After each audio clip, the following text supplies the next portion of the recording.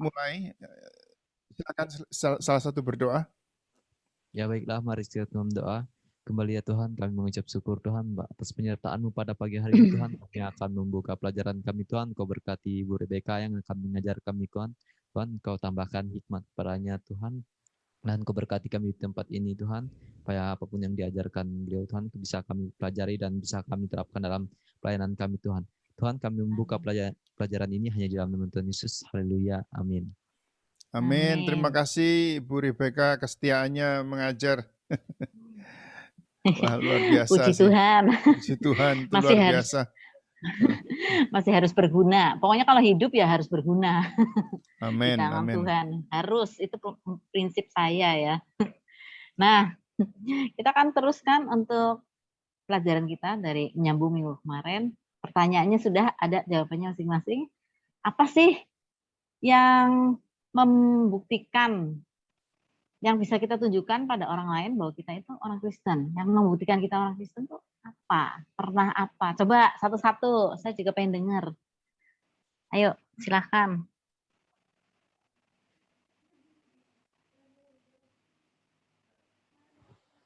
Menunjukkan buah perbuatan kita yang baik sebagai orang Kristen. Misal. Oh, misalnya kita apa ya? Apa yuk? Harus mengasihi. Yang sudah kamu perbuat, coba apa? Mengasihi, menolong orang, memberi. Itu Bu. Menolong orang, memberi ya. Harus beda ya. Itu orang Buddha itu di Indonesia ini keren banget loh. Kalau ngasih-ngasih tuh, kalau dia ada malapetaka di Indonesia, dia nomor 1. Dia menolong orang dan juga dia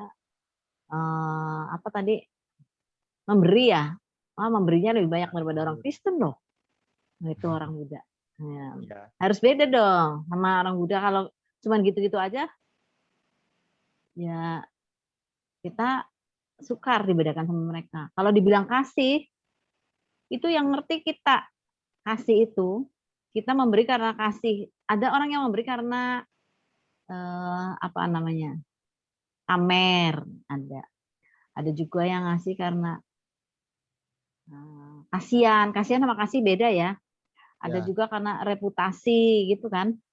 Ayo coba yang lain, jawabnya apa? Yang membuktikan kita jadi orang Kristen apa?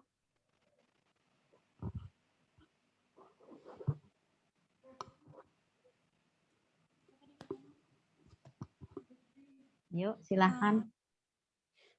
Buktinya Bu, misalnya kita berubah dari kehidupan yang lama, misalnya kita bisa mengampuni, kita bisa mengasihi sesama kita, yang dulunya kita masih bisa dendam, benci sama orang, dan juga kita sudah diubahkan, kita bisa mengampuni mereka Bu.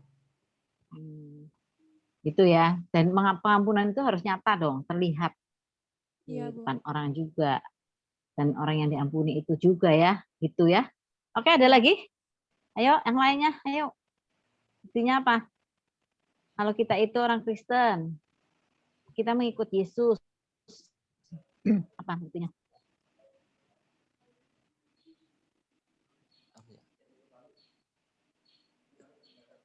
Bingung ya? Siap memikul salib Bu, dan menjadi contoh. Memikul salib itu gimana? Ayo. Memikul salib itu gimana? Meninggalkan keluarga. Kenapa meninggalkan keluarga? Ya, jauh dari rumah Bu, enggak pulang-pulang. Oh, itu memikul salib ya? Iya. Oh gitu ya, nggak pulang-pulang. Pengen pulang tapi enggak bisa. Oh gitu. Ada teman saya itu, dia itu memikul salib gara-gara nggak boleh makan instant noodle. Oh. Itu sih menggelikan sih kalau itu. Menggelikan. Masa banget. nggak makan nggak makan instant noodle Itu dianggap memikul Mikul salib. salib. Mikul salib kan menderita untuk Kristus ya. Sakit juga bukan mikul salib loh. Misalnya kena COVID, nah bukan mikul salib itu ya. Meninggalkan keluarga, itu mikul salib gitu ya. Kenapa? Maksudnya karena pengen sekolah di situ di BSOM, jadi meninggalkan keluarga, jadi mikul salib gitu. Ya, nyerempet sedikit. Sebetulnya kurang pas ya. Kalau mikul salib itu benar-benar menderita karena Kristus. Jadi kamu berarti di BSOM itu menderita apa?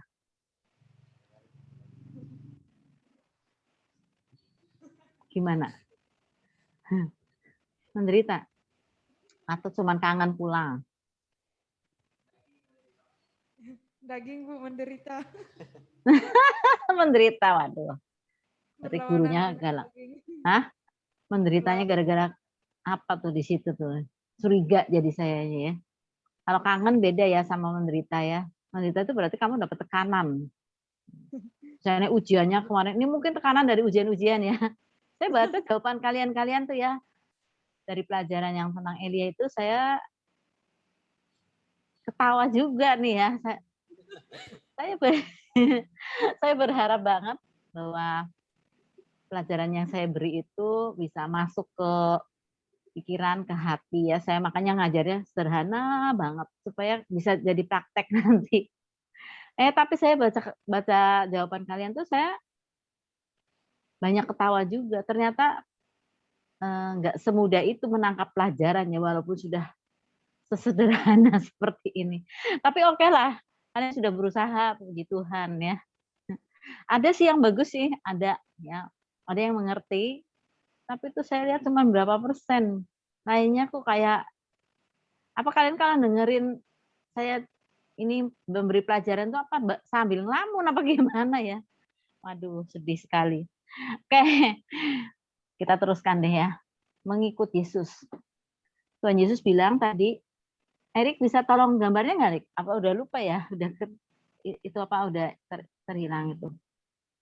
Udah hilang apa belum gambar yang kemarin tuh? Bayar harga. Jadi maksudnya bayar harga itu, ya coba ya, coba dulu ya, Erik sambil saya ngomongnya. Jadi Tuhan Yesus bilang, kalau kamu mau menjadi muridku, mau mengikut aku, kamu harus menyangkal diri, harus memikul salib, dan mengikut aku. Menyangkal diri berarti berkata tidak untuk semua yang Tuhan tidak suka, yang tidak diperkenan Tuhan, kita bilang tidak.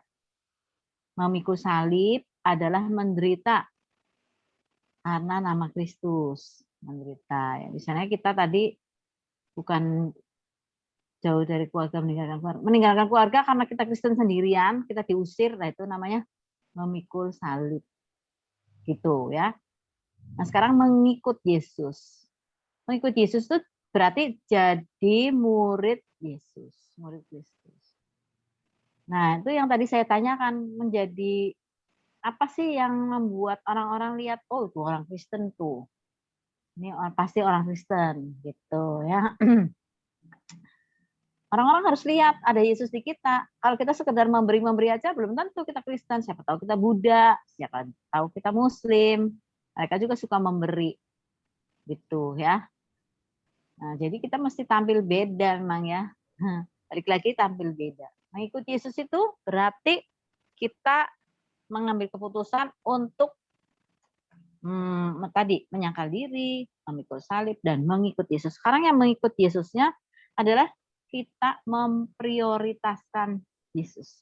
Tuhan Yesus harus menjadi yang utama dalam hidup kita. Lihat tulisannya ya. Ini Tuhan Yesus harus menjadi yang utama dalam hidup kita. Misalnya, dalam hal mencari teman hidup aja, kita harus benar-benar tahu bahwa kita harus mendahulukan Tuhan Yesus. Jadi kalau pacar ya, atau orang yang bukan pengikut Kristus, itu kita jangan coba-coba gitu. Terus kita punya alasan, enggak kok saya cuma mau mengkristenkan, saya cuma mau bawa dia pada Yesus. Nanti dulu, jangan jadi pacar sebelum dia datang kepada Kristus. Kalau dia sudah datang pada Kristus ya itu ceritanya lain ya. Tapi kalau belum ya nanti dulu. Siapa tahu itu kalian yang justru akan terbawa sama mereka. Nah, saya punya kemarin minggu kemarin saya menghubungikan nenek-nenek yang paling tua di jemaat, umurnya 92. Nah, nenek ini. Nenek ini Kristen, suaminya juga Kristen. Anaknya menikah dengan kaum muslim, anaknya cuma 2, muslim. Maka cucunya muslim semua. Dan kemarin waktu saya menghubungikan dia, itu nggak ada satupun yang masih Kristen. Padahal sempet sih yang cucunya itu ada beberapa yang dibujukin, diceritain, diapain, datang ya ke gereja ya, datang untuk bersekutu dan masuk ke pemuda, mengalami kuasa Tuhan, ada. Tapi mereka menikah dengan orang muslim, jadi muslim. Waktu saya tanya, nah, salah satunya namanya Lili ya, Lih, kok gimana kamu mau menikah sama orang muslim, jadi gimana Lih? Nanti kamu tetap ke gereja, tetap melayani Tuhan apa enggak? Wah ya terserah suami saja tante. Beda. Udah makanya hilang. Satu keluarga itu si nenek karena umurnya 92 tuh cucunya udah punya anak. Malah ada cicitnya itu punya anak karena orang yang jadi namanya apa tuh setelah cicit namanya apa tuh? Sanggah apa? Ada loh. Keren tuh si nenek itu ya. Nah, jadi saya melihat kita nggak boleh main-main. Kita harus mengenal Tuhan di atas segalanya. Itu dia, ya. Itu dalam soal jodoh aja tuh. Dalam soal yang lain ada banyak lagi dalam hidup ini. Nah, kalian masih muda, jadi saya berharap sekali kalau memilih jodoh, doalah dulu. Ya, jangan main-main untuk mencoba-coba gitu, jangan. Kita harus istilahnya kita harus benar-benar menginginkan satu keluarga yang betul-betul takut akan Tuhan, itu dia ya. Saya selalu berdoa untuk anak-anak saya untuk mendapatkan calon suami yang takut akan Tuhan, nomor 1. Yang mendahulukan Tuhan di atas segalanya. Itu nomor 1. Dan kemudian baru saya mendoakan supaya suaminya itu menjadi imam, raja, dan nabi, berfungsi dalam keluarga. Itu misalnya seperti itu. Jadi pertama Tuhan aja dulu, Tuhan.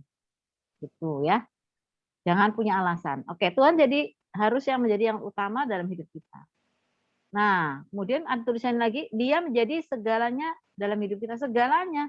Kalau kita nyanyi, kaulah segalanya di dalam hidupku. Kita jangan sampai kita ngomong kayak gitu tuh sambil pikiran kita juga melanglang buana kemana-mana. Kita nggak sungguh-sungguh ngomong. Berarti kalau kita nggak sungguh-sungguh ngomong, berarti kita tuh bohong di hadapan Tuhan. Makanya sebenarnya banyak sekali dosa kita pada Tuhan ya. Nyanyi aja bisa sambil bohong sih. Nyanyi kaulah segalanya.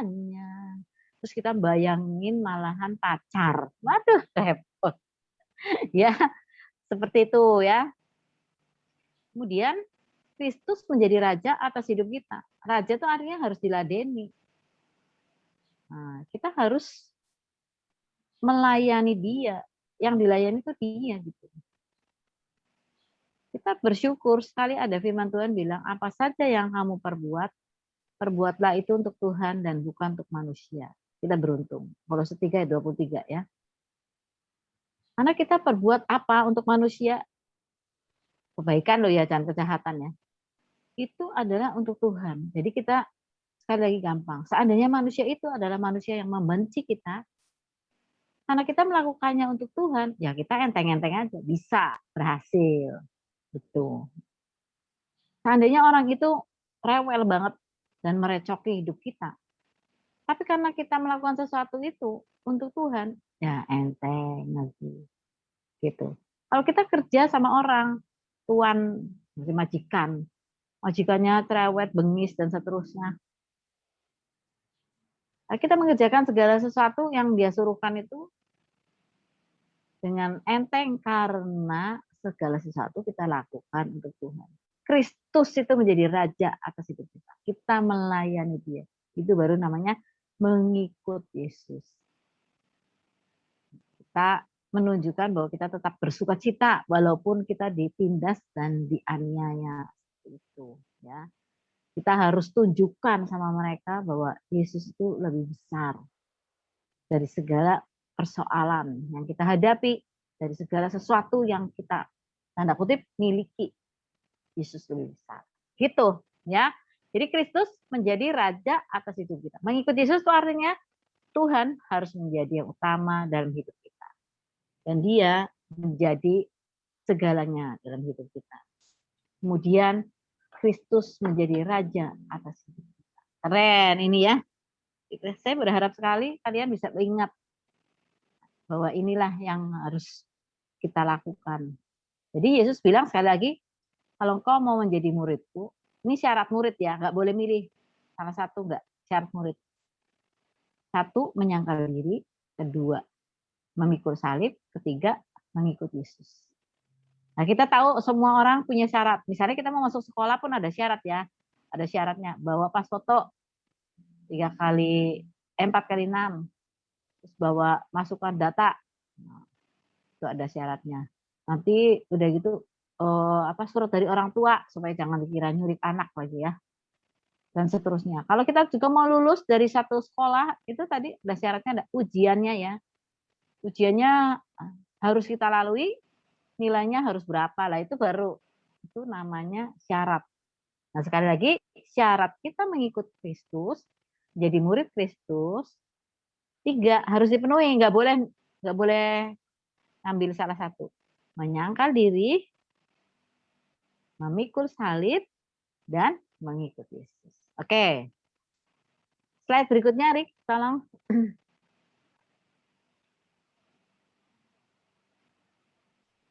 Nah, kita tahu kita itu kekuatannya nggak seberapa. Kita nggak bisa. Kayaknya kalau memikul salib itu kayaknya berat. Menyangkal diri apalagi. Kita nggak usah bagaimana ya. Kita misalnya berpuasa aja ya. Kita mau puasa Daniel misalnya. Nah, udah semangat nih. Udah makan sayur sama buah aja. Nah, paling-paling telur. Ada yang paling-paling telur ya. Tapi kalau gini, kita ini orangnya aneh. Kalau kita lagi puasa, kita bilang, saya nggak makan daging misalnya. Saya menyangkal diri, saya puasa. Terus kita lihat daging tuh kayaknya ngiler banget. Kayaknya enak banget gitu loh. Padahal kalau lagi nggak puasa, enggak juga, nggak kayak gitu. Kalau kita misalnya lagi puasa, kita lewat ke warung bakso. Aduh, kayaknya itu gimana gitu ya. Kayaknya lezat sekali, baunya juga enak sekali, pengen makan bakso. Dan kita bilang, Tuhan, maaf ya, nanti lagi deh, saya utang deh puasanya. Ah gitu ya, ada yang kayak gitu. Seperti itu misalnya ya. Susah kita tuh menyangkal diri, kita bilang tidak untuk segala sesuatu yang Tuhan bilang tidak juga, itu repot. Kita nggak punya kekuatan untuk menyangkal diri seperti itu. Kalau Tuhan bilang, kamu harus ngikuti aku, perintah aku. Duh Tuhan, perintahnya berat banget. Banyak banget. Ada orang jahat banget sama aku harus mengampuni dia. Aduh gimana Tuhan? Nggak mungkin Tuhan. Tuhan bilang, kamu harus ngampuni. Tapi kita langsung ngomong lagi, waduh Tuhan, pengennya Tuhan sampai saya mati, saya pengen bawa dendam ini misalnya. Itu nggak ada kekuatan. Gimana kita bisa kuat untuk menyangkal diri gitu? Menyangkal diri kuat kalau dengan pertolongan Roh Kudus. Kita bisa bayar harga kalau ada pertolongan Roh Kudus. Kalau tidak ada pertolongan Roh Kudus, kita gagal. Benar itu, gagal. Nggak bisa. Anak itu manusia egois. Kita itu manusia yang sangat egois. Dari bayi kita itu manusia egois. Bayi-bayi itu bayangin, bayi-bayi itu maunya menang sendiri. Sama mamahnya juga dia pengennya menang sendiri. Bayi-bayi seneng nyusu di dada ibunya, tapi sambil tidur. Nah yang repot itu ibunya. Kalau dia udah nyusu sebentar 10 menit terus tidur, dilepas. Nih ya mamanya mau ngapain nih? Mau masak, mau apa? Dilepas, pikirnya udah tidur. Begitu dilepas itu puting susunya, nangis dia. Waduh, mamanya sudah harus susuin lagi. gitu ya. 10 menit tidur lagi dia. Bayi-bayi egois banget ya. Nah, mamanya baru mau naruh, baru dilepas putingnya, baru mau naruh, ngek lagi. Itu si bayi-bayi itu memang nyusahin banget. Nah, saya selalu menganjurkan pada ibu-ibu, dipaksa anak itu nyusu sampai kenyang. Nggak bisa 10 menit kenyang, paling nggak setengah jam. Kalau udah kenyang, tandanya dia kenyang, dia bisa tidur 3 jam. Jadi paling nggak ibunya itu bisa bekerja yang lain selama 3 jam itu, baru nyusuin lagi. Nah itu dari bayi itu seperti itu, kita tuh egois banget. Jadi kalau nggak ada pertolongan Roh Kudus, aduh. Gimana dong kalau kita tidak bisa mengampuni orang yang jahat sama kita? Kita bilang, Tuhan Roh Kudus, aku nggak bisa mengampuni orang itu. Aku lemah. Tetapi Yesus Kristus sudah mati di kayu salib untuk orang itu juga. Tuhan Yesus sudah mengampuni orang itu. Jadi karena Engkau ada di dalam aku ya Tuhan, aku sanggup mengampuni orang itu. Gitu. Kesanggupan itu dari Roh Kudus, bukan dari kita. Tuh ya. Jadi Roh Kudus itu ya, kita lihat dulu ya. Roh Kudus itu gimana sih? Coba lihat Roma 8 ayat 14 ngapain dia? Sebetulnya dia kerjanya ngapain dalam hidup kita. Coba Roma 8 ayat 14 silakan dibaca. Roma pasal yang ke-8 ayat yang ke-14.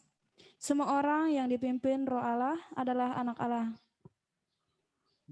Jadi semua orang yang dipimpin oleh Roh Allah itu adalah anak Allah. Nah, kita dipimpin apa enggak? Coba ya, pengen tahu.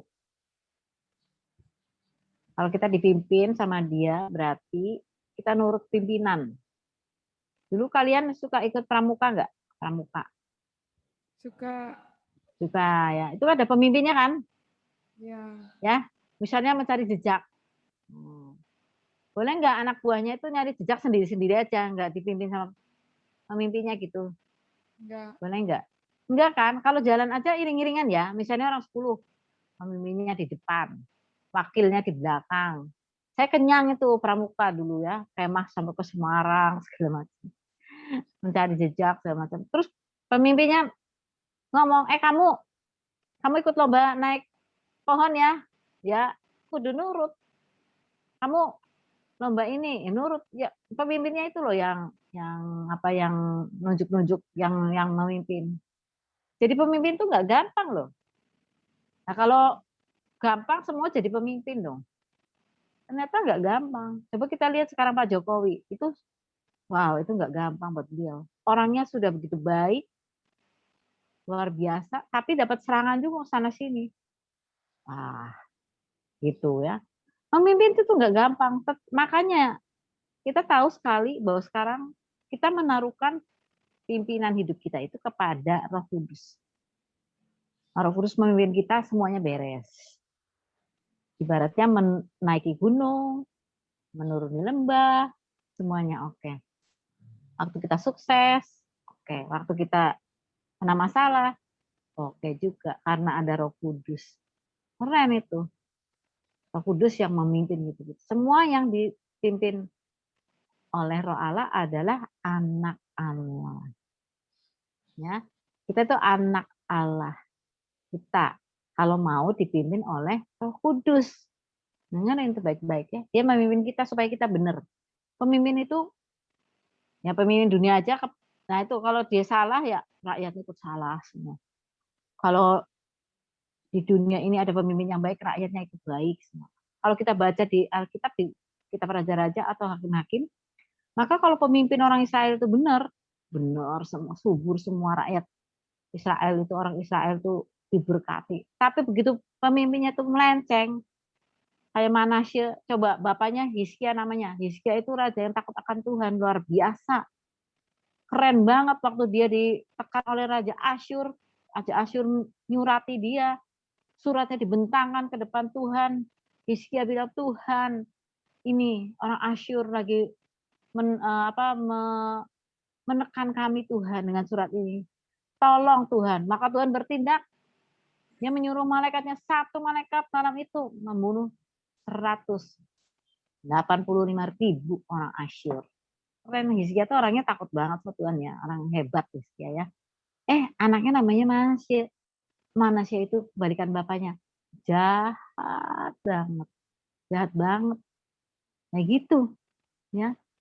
Dipimpin oleh Tuhan jahat, marah ya, ikut jahat. Ikut berdosa tuh gara-gara Manasya, akhirnya Tuhan membiarkan Yehuda belakang-belakangnya itu dihancurkan oleh Babel. Seperti itu. Ya. Nah, jadi beruntung kita dipimpin oleh Roh Kudus yang tidak mungkin salah, yang selalu baik, yang tertinggi, yang terhebat, keren. Jadi kita nggak salah. Gitu ya. Coba kita lihat lagi Roh Kudus akan ngapain ya. Roma 8 ayat 26. Ayo silahkan. Roma 8 ayat 26. Roma pasal 8 ayat yang ke-26. Demikian juga Roh membantu kita dalam kelemahan kita, sebab kita tidak tahu bagaimana sebenarnya harus berdoa, tetapi Roh sendiri berdoa untuk kita kepada Allah dengan keluhan-keluhan yang tidak terucapkan. Jadi Roh Kudus itu memberi kita kekuatan. Nah, tadi dilihat ya, membantu dalam kelemahan berarti dia menguatkan kita. Kita tuh manusia lemah. Kita itu tadi waktu saya ditelepon oleh seorang ibu ya, suaminya baru meninggal tadi malam. Saya sebetulnya udah tahu tadi malam dan jam 12 lebih meninggal, terus dia langsung nge-WA saya. Saya bangun tuh jam 2 ya, saya buka HP, saya mau ngirim renungan. Selama ini saya membuat renungan jemaat dan untuk orang-orang yang saya anggap harus diberi ya, termasuk dia juga. Renungan setiap hari. Dalam musim seperti ini kita sukar sekali berkumpul, jadi semua orang harus kuat. Paling enggak ada renungan yang mereka baca. Jadi saya berusaha banget supaya jemaat juga enggak kehilangan kehilangan favor ya, kehilangan hadirat Tuhan itu. Mereka harus dipaksa untuk baca Alkitab. Pada saat seperti ini justru harus baca Alkitab. Jangan malas. Itu yang membuat saya ngirim dia renungan. Nah, jam 2 tuh saya balas ke dia, Tuhan, kita Berta, saya bilang, namanya Berta. Tuhan mengasihimu, aku bilang. Kalau segala satunya ini ternyata terjadi seperti itu, kamu harus kuat. Kamu harus kuat. Saya bilang gitu. Nah, saya hari ini renungan yang saya buat itu judulnya jaminan jawaban doa. Jaminan jawaban doa itu, kita ini sebagai anak-anak Tuhan, itu dijamin untuk mendapat jawaban dalam setiap doa kita. Nah, tapi jawabannya itu misalnya kita pengen supaya orang itu sembuh, ya sakit nih, kita berdoakan supaya dia sembuh. Jawabannya bisa iya, sembuh, bisa tidak. Nah, ini kayak ini tidak, ini meninggal ya. Ada juga bilang nanti dulu Tuhan itu. Mungkin akan berlarut-larut sakitnya. Ya, saya ingat waktu sama Linda juga kayak gitu. Waduh, lama sekali ya.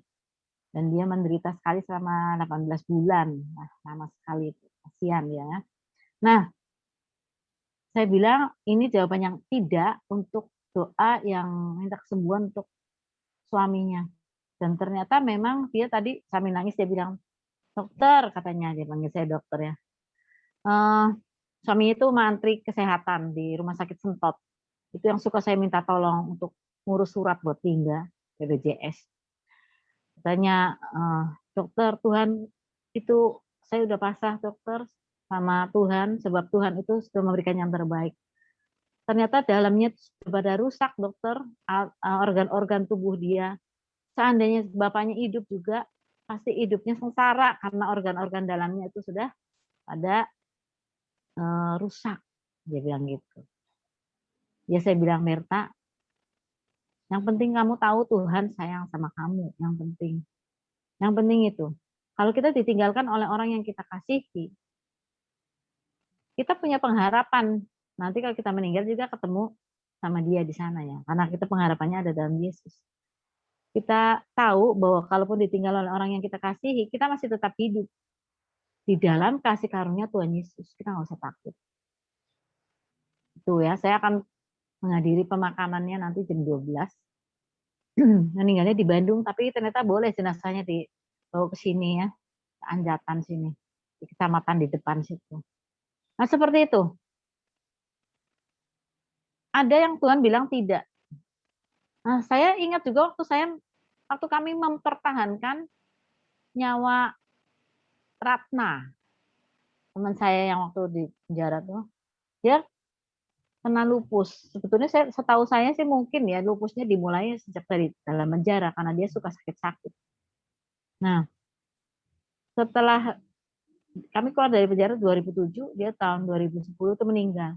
Dia tuh sakitnya menurut saya waktu itu kami juga aneh sekali karena tadinya dia cabut gigi, terus giginya itu cabut gigi di geraham gitu, terus sakit terus tuh, nggak sembuh-sembuh. Nah setelah itu tiba-tiba separuh wajahnya dia proses ya beberapa bulan, separuh wajahnya itu sakit. Nah udah ke dokter, wah macam-macam dokternya ya. Udah sampai Malaysia malahan. Wah semua bilang oh tuh itu karena sakit nervus trigeminus segala macam. Nah, ternyata nyebrang sakit berarti bukan nervus trigeminus karena wajah kita itu yang mensyaraf itu dua arah. Kalau cuma sebegini berarti oh nervus trigeminus yang ini ya. Tapi kalau dua arah berarti bukan. Beda ini. Penyakitnya lain, ada di pusatnya. Apa ini? Sampai seminggu kira-kira mau meninggal tuh, dia penderita banget sakitnya. Baru ketahuan bahwa dia itu kena lupus. Wah itu sangat telat. Ini gusinya udah berdarah-darah. Saya sampai heran-heran ini penyakit apa ya? Saya dokter juga saya nggak tahu. Setelah dibilang lupus, padahal dia pergi ke dokter spesialis segala, ke Jakarta, ke Siloam segala macam itu. Nggak ada dokter yang tahu bahwa dia itu sakit lupus. Saya sendiri terperanjat waktu dia dibilang lupus. Saya buka buku. Aduh, gejalanya itu persis kayak gitu. Cuman ada beberapa yang nggak kelihatan, tapi yang lainnya, wah persis. Saya merasa sedih karena saya teman dia, sahabat dia, tapi saya nggak bisa mendiagnosa dia dengan baik. Tapi saya akhirnya berpikir Tuhan memang menutup semua mata dokter dari penyakit dia. Tuhan pengen dia pulang. Nah, waktu dia sudah masuk ke rumah sakit yang terakhir itu, dia sudah mulai amnesia ya. Amnesia itu nggak inget gitu. Akhirnya dia masuk ke ICU dan semua keluarga berdoa. Ada banyak di Siloam tuh ada kapelnya, kami bisa berdoa di situ. Wah, berdoa. Semua menengking sakitnya ke Tuhan. Sakit penyakit ini. Tuhan, ceritanya Tuhan. Engkau sanggup menyembuhkan sakit penyakit apapun. Lupus ini gampang, Tuhan. Lupus ini gampang. Dulu waktu zamannya Ratna meninggal tuh penyakit autoimun tuh masih jarang banget. Kalau sekarang tuh udah kayaknya banyak banget nih. Termasuk adik saya ya, itu sakit autoimun.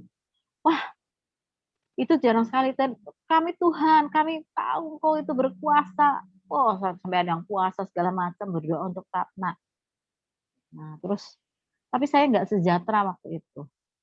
Saya nggak sejahtera. Saya berpikir gimana ya?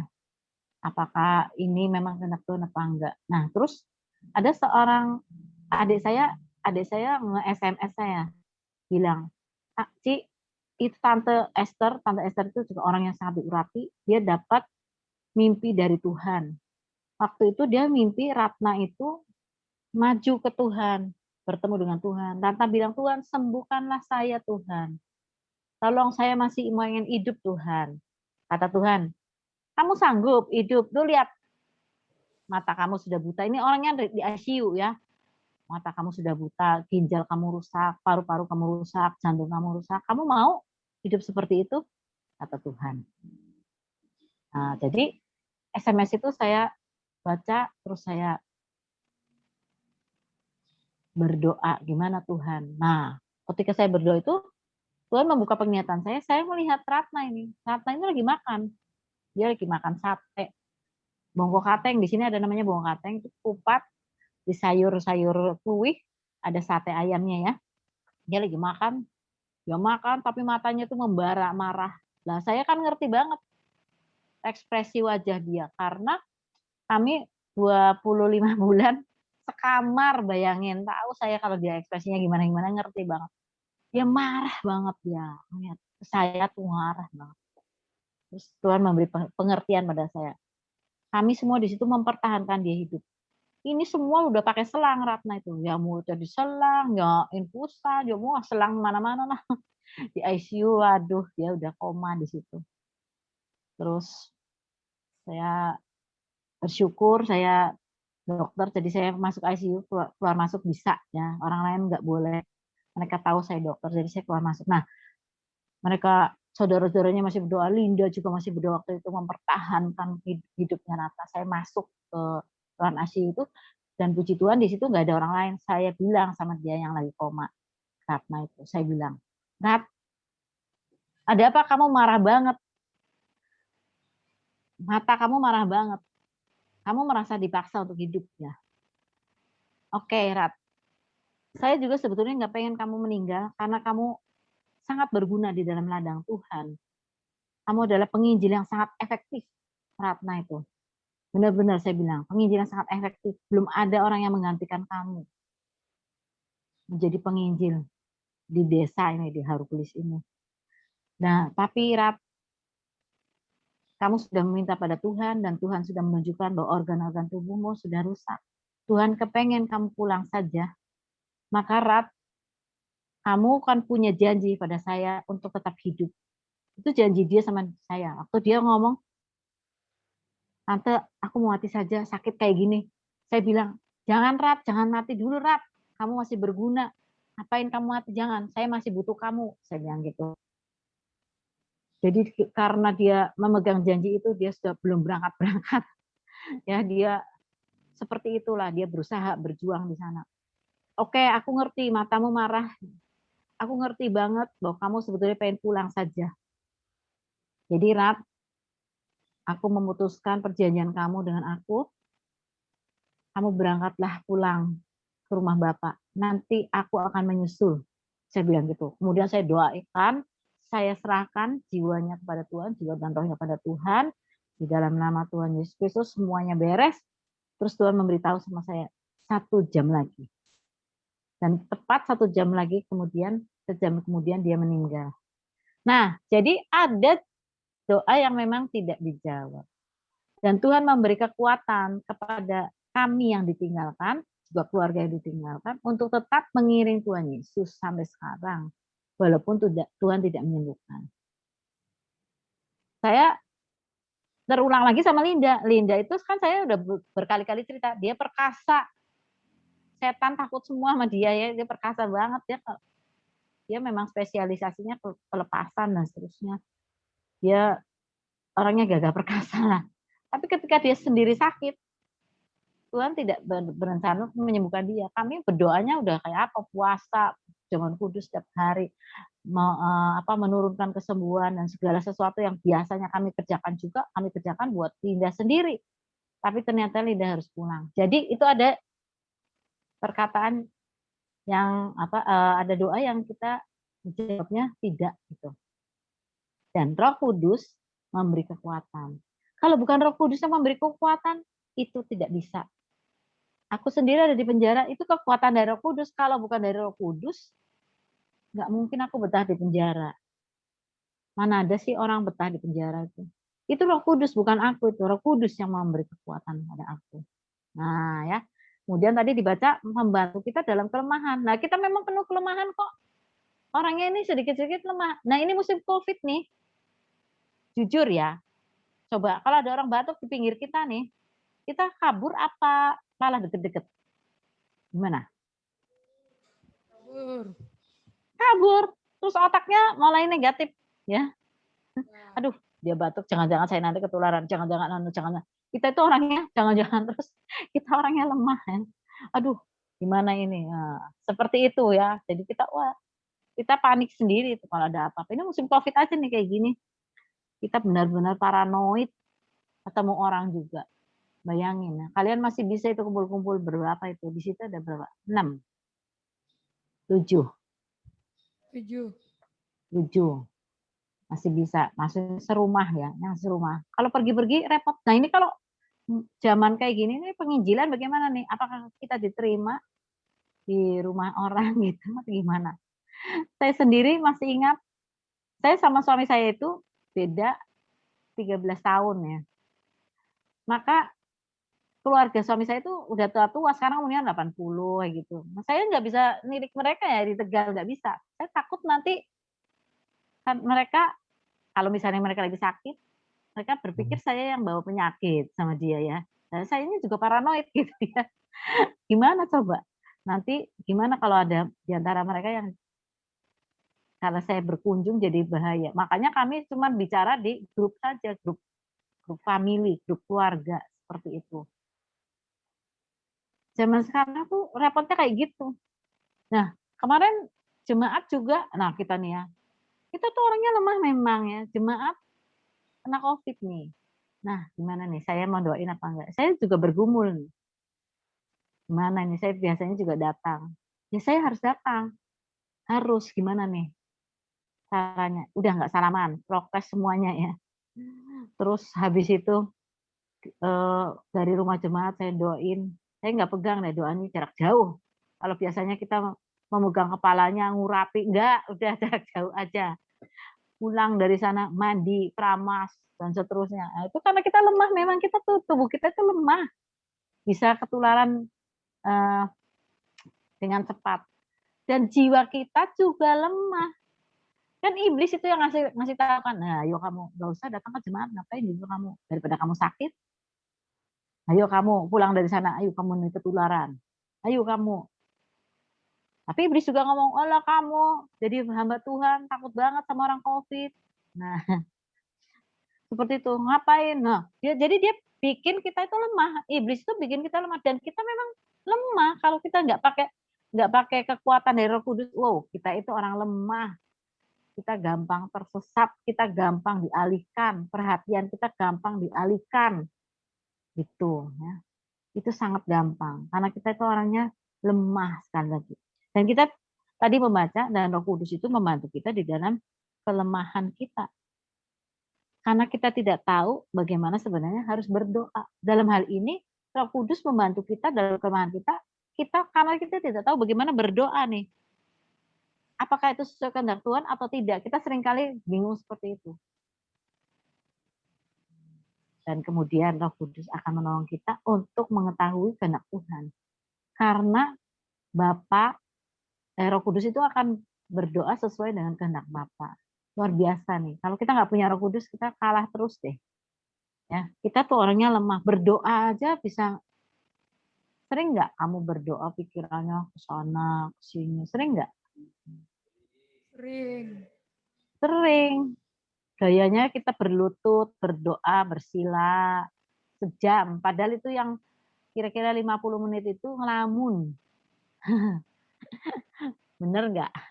Coba kamu praktek berapa menit kamu berdoa benar sama Tuhan dalam 1 jam misalnya, dan berapa menit kamu ngelamun. Banyak orang tidak bisa menguasai pikirannya, lemah gitu ya. Makanya kita perlu juga berbahasa roh. Berbahasa roh itu Roh Kudus yang bicara ya. Kita berbahasa roh aja sudah, karena kita sudah tidak tahu lagi mau berdoa bagaimana. Di dalam kesesakan kita juga tidak tahu. Kita berbahasa roh. Di dalam masalah yang kita hadapi, kita tidak tahu apa sih kehendak Tuhan. Kita berbahasa roh. Kita serahkan sama Roh Kudus. Roh Kudus yang akan menuntun kita. Ya, jadi kalau kita tidak punya Roh Kudus, kita tidak bisa menyangkal diri. Kita tidak bisa memikul salib. Kita tidak sanggup mengikut Yesus. Yang bikin kita sanggup mengikut Yesus itu adalah Roh Kudus. Jadi sebaiknya, harusnya kita taat sama Roh Kudus, pimpinan dia. Taat sama dia aja. Nah, itu harus kita tahu ya. Nah, oke. Jadi kita udah tahu ya sekarang ya tentang Roh Kudus. Nah, gimana kita habis ini kita akan bicara soal mati bagi diri sendiri. Nah, kalau memikul salib itu artinya mati bagi diri sendiri. Coba kita lihat slide berikutnya. Lihat. Nah. Oke ya. Nah, kita akan bicara soal mati bagi diri sendiri ya. Kalau memikul salib itu namanya tadi menderita bagi Kristus. Nah, ini menyangkal diri dan memikul salib itu pertama harus mati bagi diri sendiri dulu. Menyangkal diri itu juga mati bagi diri sendiri. Memikul salib juga termasuk mati bagi diri sendiri. Berkata tidak untuk segala sesuatu yang Tuhan bilang tidak juga. Nah, coba kita lihat ya. Yang pertama yang catat di sini, ketika engkau dilupakan atau tidak dipedulikan atau dengan sengaja diabaikan dan engkau tidak marah atau terluka dengan penghinaan atau kesalahan, tetapi hatimu tetap bersukacita dan menganggap sebagai satu kelayakan untuk menderita bagi Yesus, itulah mati bagi diri sendiri. Nah, jadi kita mungkin punya pengalaman dilupakan, nggak dipedulikan, sengaja diabaikan. Nah, gimana dengan kita? Kita tuh manusia yang tadi saya bilang ya, penuh egois, ego. Kalau dilupakan atau tidak dipedulikan atau sengaja diabaikan tuh egois kita tuh dia marah sekali. Kalau kita nonton film kriminal, itu pembunuh-pembunuh itu atau pemerkosa atau apa itu dulunya masa belakangnya itu masa lalunya itu karena mungkin dilupakan sama mamanya. Mungkin dia terima pukulan dari bapaknya yang tekanan bapaknya atau gimana, pukulan-pukulan yang sebetulnya nggak perlu. Ya. Terus tidak dipedulikan gitu aja, pokoknya dilupakan banget, diabaikan. Nah, itu banyak orang tuh yang punya banyak orang yang jadi pembunuh, jadi pemerkosa, itu punya latar belakangnya seperti ini. Karena diabaikan orang lain, jadi dia cari apa? Nama buat diri sendiri. Nah, kita akan lihat siapa sih yang mempraktekkan mati bagi diri sendiri itu walaupun dilupakan nggak marah. Nah, kita belajar dari Daud. Bapaknya Daud, Isai itu punya anak laki-laki itu 8 sebenarnya. Nah, jadi yang 7 yang kakak-kakak Daud itu bungsu. Kakak-kakaknya Daud itu mendapat perhatian dari bapaknya. Ibaratnya kalau zaman sekarang sini masukin TNI, angkatan udara lah, angkatan laut lah, angkatan darat lah, kepolisian lah, sekolah pada tinggi-tinggi lah, badannya pada keker-keker lah, dapat latihan lah, sampai mereka tuh laku jadi prajurit Saul. Yang 7 itu. Pada waktu Samuel disuruh Tuhan untuk mengurapi anak Isai salah satunya, kalau kita baca ya, di 1 Samuel, maka Samuel nyuruh Isai mempertontonkan anaknya. Coba anaknya, keren sekali anaknya 7 ya 1. Dilihat, wah Samuel keren banget ini. Badannya besar ini ya Tuhan ya. Kata Tuhan bukan. Wah udah keren kayak gini. Nomor 2. Ini ganteng Tuhan, tinggi Tuhan. Nah, kayak Saul nih. Saul kan kepala lebih tinggi daripada orang Israel lainnya. Ganteng. Ini ya Tuhan. Bukan kata Tuhan. Samuel itu orang yang sangat hebat ya, dia mendengar suara Tuhan banget. Saya nggak tahu waktu itu audible apa dari hati nurani, nggak tahu. Pokoknya Samuel tahu itu bukan. Sampai 7-7-nya lewat, bukan. Sampai Samuel heran, doh anaknya udah habis tapi Tuhan bilang bukan. Tadi kata Tuhan anaknya Isai. Tapi ini kok nggak ada satupun yang kata Tuhan iya gitu. Semuanya bukan. Maka Samuel bertanya sama Isai, Mak, anak kamu udah cuma segini aja. Cuma 7 aja. Bapaknya baru ingat, oh iya ada anak bungsu aku. Ada 1 lagi di padang, ngebalain domba. Iya masih 1. Waduh, ini anak yang sangat sangat ditelantarkan ya, disuruh menjaga domba. Kalau kita baca, dombanya cuma 2-3 ekor. Walah. 2-3 ekor dikembalikan sama dia sehari-harian di padang, pulang nggak tahu diurus apa enggak sama bapaknya, nggak tahu. Bapaknya lupa bahwa ada Daud yang ada di padang. Nah, menurut cerita-cerita tuh sebenarnya Daud itu bukan anak ibunya yang 7 itu, jadi beda ya, ada selingkuhan lah seperti itu Daud. Jadi rupanya bapaknya itu tidak menganggap Daud sebagai anaknya, makanya ditaruh di padang, diabaikan, dilupakan sama bapaknya. Nah, Tapi ketika Daud dipanggil, datang dia, umurnya mungkin kira-kira 17 tahun gitu, badannya kecil, tampan, mukanya kemerah-merahan, dan berseri-seri. Orang juga bisa melihat bahwa ini anak tampan, bukan hanya sekedar tampan, tapi sungguh-sungguh berseri-seri. Luar biasa ini, pipinya kemerah-merahan kalau kita baca. Waktu dia datang, Tuhan bilang sama Samuel, Samuel, ini orangnya. Samuel terpana juga, lihat ada seorang anak badannya kecil, umurnya muda, dengan wajah merah-merahan karena kejemur, ya kan, menggembala domba yang akan dijadikan oleh Tuhan raja atas Israel. Nah, dengan melihat wajah Daud yang berseri-seri, itu dipanggil bapaknya, tulis di situ wajahnya kemerah-merahan berseri-seri. Itu berarti dia tidak punya dendam sedikit pun kepada bapaknya.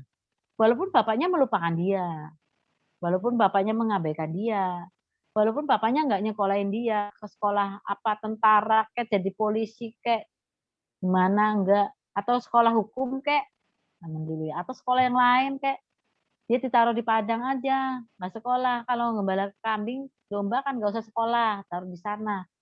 Daud tidak punya dendam pada bapaknya. Daud tidak punya perasaan bahwa dia itu dicuekin bapaknya, dibeda-bedain sama kakaknya. Beda sama kakaknya Yusuf. Kakaknya Yusuf itu yang 10 iri banget sama Yusuf. Yang 1 itu.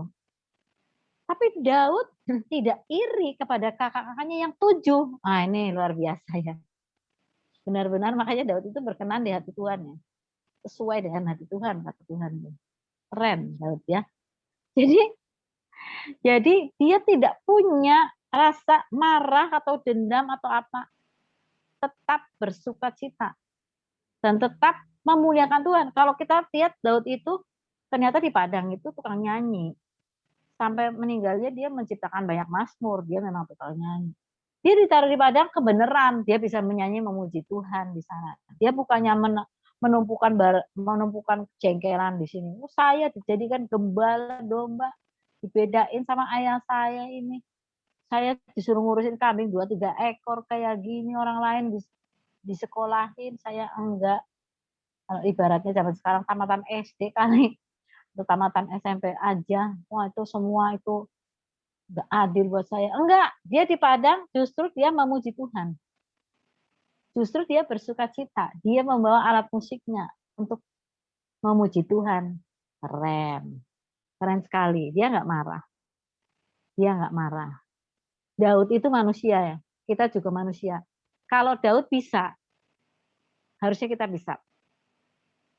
Daud bisa memuliakan Tuhan di waktu dia diabaikan. Waktu dilupakan, tidak dipedulikan. Itu sengaja itu bapaknya mengabaikan dia. Dia tidak marah. Dia tidak terluka. Dia ada orang menghina, ada orang nyalah-nyalahin, dia tidak terluka. Hatinya tetap bersukacita. Nah, zaman sekarang ini, dan kita menganggap bahwa segala sesuatu itu sebagai kelayakan untuk menderita bagi Yesus. Nah, itu namanya mati bagi diri sendiri. Ini latihan nih ya. Makanya penjabarannya ada, saya berikan supaya kalian baca, kalian renungkan. Iya ya. Kalau dilupakan gimana nih? Karena kita orangnya egois. Kalau kita dilupakan gimana? Nah, seperti itu. Sekali lagi ya, kalau Daud bisa, ya kita harus bisa. Ternyata Daud itu terlatih loh di Padang loh. Waktu dia datang kepada Saul, karena Goliat loh. Kalau kita baca ya, Goliat teriak-teriak, semua tentara itu takut, termasuk Saul yang tingginya tadi sekepala lebih tinggi dari orang Israel. Takut semuanya. Waktu Daud dengar sih, Goliat teriak-teriak, "Oi, mana orang Israel, oi? Mana Tuhan kamu, oi?" Langsung Daud mendidih darahnya, kurang ajar, bisanya marah-marah sama Tuhan. Padahal dia badannya kecil, bisanya dia menghina Tuhan saya. Jadi dia bilang, saya mau melawan dia. Maka Daud dihadapkan ke Saul. Saul lihat, mungkin matanya sambil nggak percaya gitu, apaan ini anak kecil mau melawan Goliat segede itu? kamu benar mau melawan Goliat? Iya benar Baginda. Memang kamu bisa? Baginda Raja, kata Daud. Saya ini di padang melawan serigala dan beruang. Masa saya takut sama manusia kurang ajar itu? Tuhan ada di pihak saya, kata Daud. Keren ini. Jadi dia sebetulnya di padang juga terlatih. Dia bukan hanya menyanyi, tapi dia betul-betul menjadi penjaga. Waktu serigala atau beruang itu mau memakan domba yang 2-3 ekor, nggak dibiarkan. Dia benar-benar berlatih untuk berperang di sana di padang. Dan dia tidak punya takut karena dia bilang ada Tuhan besertaku. Mau diabaikan, mau dilupakan, terserah. Yang penting Tuhan bersamaku. Nah, kalau kita baca, akhirnya itu cerita spektakuler kan, Goliatnya kalah. Itu bukan Daud, itu Tuhan itu. Kok bisa batu itu bisa melayang persis di tempat yang lubang yang tidak ditutupin oleh ketopong itu? Kok bisa? Pasti Tuhan itu yang mengarahkan batu itu ke situ ya. Jadi segala sesuatu dalam hidup kita, orang yang percaya pada Tuhan, itu dalam kendali Tuhan. Kita nggak usah takut. Saya senang dengan ungkapan siapa ya? Pendeta siapa tuh? Dia bilang gini, di masa COVID seperti ini, bukan COVID yang membunuh kita. Kalau kita memang harus mati, itu karena Tuhan menghendaki kita mati. Nah, itu keren ya. Emang iya sih. Bukan COVID kok. Lah, kalau memangnya kita mesti mati karena COVID, ya sudah. Jalannya banyak kan untuk mati misalnya.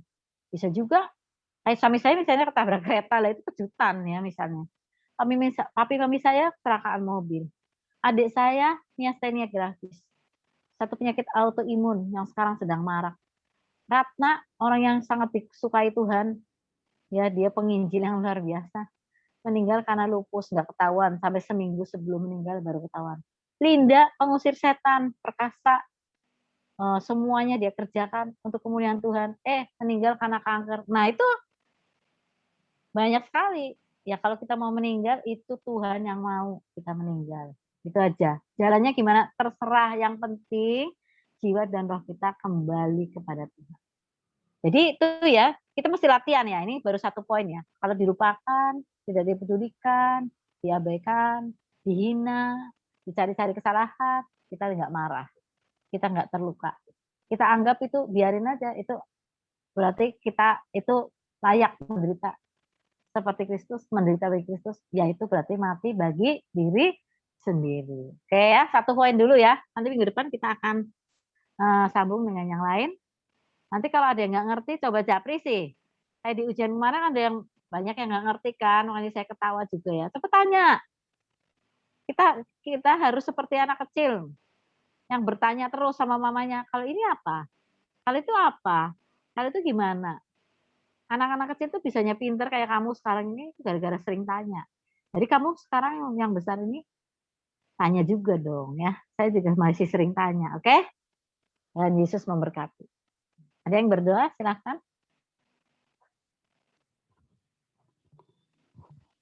Baiklah, mari kita bersatu dalam doa. Terima kasih Tuhan buat waktu-Mu sepanjang pelajaran kami Tuhan. Engkau menyertai kami Tuhan. Kiranya apa yang kami dengarkan Tuhan bisa kami pelajari dengan sungguh-sungguh Tuhan. Bisa kami tanamkan dalam kehidupan kami Tuhan. Kau berkati juga Tuhan. Ibu Rebeka Tuhan yang telah mengajar kami. Kau berkati usaha pekerjaan dan pelayanannya Tuhan. Berikan kesehatan selalu ya Tuhan. Tuhan, kami akan menutup pelajaran kami pada pagi hari ini hanya dalam nama Tuhan Yesus Kristus. Haleluya. Amin. Amin. Tuhan. Oke, sampai ketemu ya. Tuhan Yesus memberkati minggu depan. Ya, makasih Bu. Ya. Belajar baik-baik. Mungkin Pak David lagi.